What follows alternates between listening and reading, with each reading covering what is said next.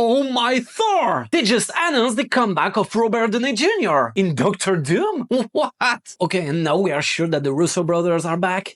But alright, if like me you have some mixed feelings about that, we will talk about it, and at the end of this video we will try to imaginate a script for Avengers Doomsday. Because in fact I'm pretty sure that it was already the plan since the beginning. But because of the events that happens with the actor of Kang, and also the fans complaining about the quality of the last phase 4 and 5, they had to rush a little bit and to announce everything right now. They just switched the Kang Dynasty for Doomsday. Finally, I think I see the whole picture of where is going Marvel. Despite the fact that bringing back Robert Downey Jr. and the Russo brothers looks a little bit like an admission of failure, so they want to go further by bringing back the past, why not? I think that the phase 4 and phase 5 are missing something very important that we had since the first phase. We had this family connection with the actors of Avengers. Remember all these interviews with Robert Downey Jr., Scarlett Johansson, Chris Evans, Mark Ruffalo, Chris Hemsworth, and Jeremy Renner. They had a complicity together and we were following their adventure, not only the Avengers' adventure. And now, who are we following? So that's why Marvel decided to bring back the old team somehow, and I hope this is for the good.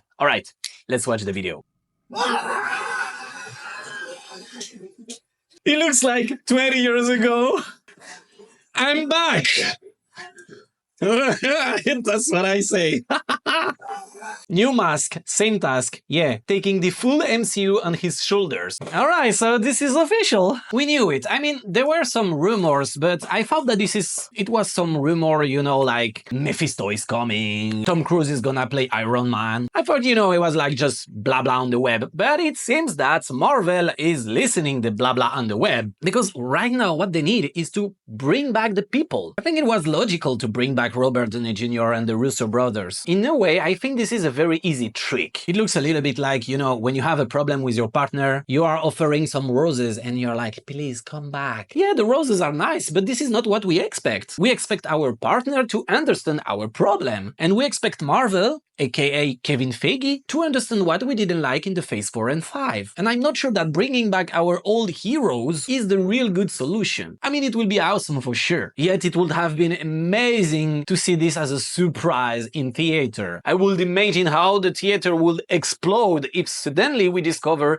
Robert Downey Jr. You know, the same feeling we had in Deadpool and Wolverine, right? But to be honest, I think it was planned since the beginning. Even when Avenger was the Kang Dynasty. Yeah, because in some story in the Kang Dynasty we have the apparition of Doctor Doom. And I personally think that it was the cliffhanger of the Kang Dynasty to discover the face of Doctor Doom, and boom! Robert Downey Jr., aka a variant of Tony Stark, Victor Van Doom. But since Marvel had to change and redirect the focus from Kang to another enemy, I think that the scenario of the Kang Dynasty didn't change that much. They just push up the role of Doctor Doom and push down the role of Kang. So I think we can still see Kang in the movie, the one who starts the problem with the different timelines. Because I mean, I want to see where they were going with that. I want to see the multiverse war caused by Kang. I want to see Kang at the head of the Stark Tower. And maybe that's the thing. Victor timely buy the Stark Tower, make his own experiences there, create a multiverse breach, bringing the X-Men, bringing some other people in other timelines, maybe some people from the Void. Please, Blade, I want you to come back. The fuck are you out of your damn mind?